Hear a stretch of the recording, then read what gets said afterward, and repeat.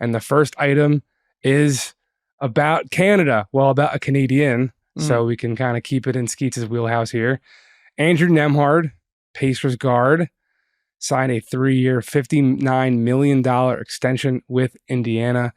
It was reported yesterday. We were able to confirm that that is a full guaranteed deal. No options. The Pacers are declining the 25-26 fourth year of Nembhard's rookie deal. So that way this kicks in earlier and he can get out. He can get more money in that fourth year of his career and get out into free agency earlier. Skeets, any first initial reaction to this from you? Feels like a win-win from both sides, in my opinion. I mean, I'm really excited to see Andrew Nembhard get this deal. You know, basically the $20 million there. I know it's going to tick up over the next couple of years, but as wild as it sounds, $20 million for a player of his caliber is not a whole lot as that cap increases. You know, it's going to be a very small percentage. So good work by the Pacers, who have locked up, it feels like, absolutely every young talent, every player of note on their team for the foreseeable future here. And then Andrew Nembhard, who was, I think, surprised a lot of people sort of through that playoff run into the conference finals for the Pacers. I think he averaged 15 and 5 and really good shooting splits. He hit the three really well. So yeah, this is this is good work, I think, from the Pacers side of things. And I'm really excited for a player of, from Canada and Andrew Nembhard from Aurora, Ontario, of all places, to get a great deal. Excited for him. Yeah, I think the only real surprising part of this was the fact that it wasn't the 4-year 70+ that he was eligible for, which we wrote about yesterday at Yahoo Sports, because it's a bit of a zag from the rest. I think not the totality rest of the league, but it seems like people being players and agents are just taking the money. I remember, Devin Vassell's extension and Jaden McDaniel's extension last offseason kind of took some people by surprise. Oh, why lock in the full 5 years? You're capping your earning potential, but we just saw this summer how free agency is not guaranteed to produce massive earning potential for the majority of non-plus starter guys. Mm-hmm. So this was interesting for someone of that magnitude. Was the third best player on a team in the Eastern Conference Finals last year, this past May.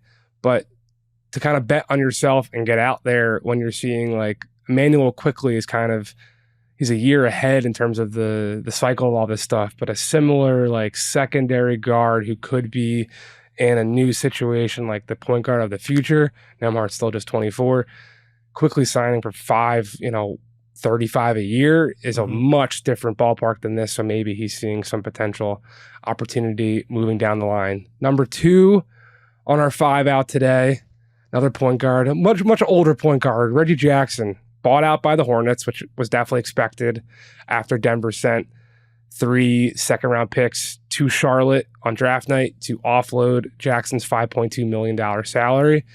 And now he's signing with the Philadelphia 76ers, another vet minimum deal that I think Philly's going to continue to look at as we move forward here. My first thought was just the Sixers have plenty of perimeter ball handling. I would think that there might need to be an eye trained onto the front court, being that you really just have Joel Embiid and Andre Drummond up there. There is an even-year-old Tobias Harris tweener, bulkier, undersized 4-man right now. Their starting 4 has kind of been the only real question mark in this new revamped look. You're probably looking at right now a much smaller lineup of Caleb Martin, Kelly Oubre, Paul George, Tyrese Maxey with the big fella, and Joel Embiid down low. So I'm curious to see if they can get someone like that, another front courty guy. But Reggie Jackson to Philly, any thoughts, Skeets?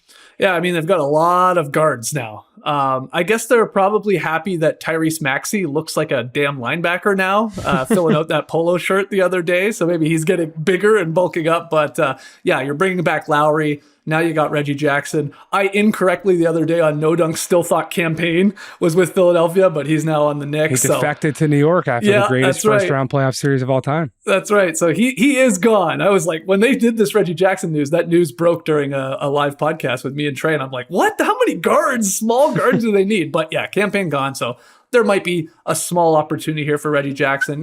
It's like the perfect, like, sort of, he can play a little point guard, play a little two, he'll get some minutes, but you're not expecting a lot from Reggie Jackson. Like, your season's going poorly if you're expecting a lot from Reggie Jackson. But as another, like you said, just super cheap vet minimum deal.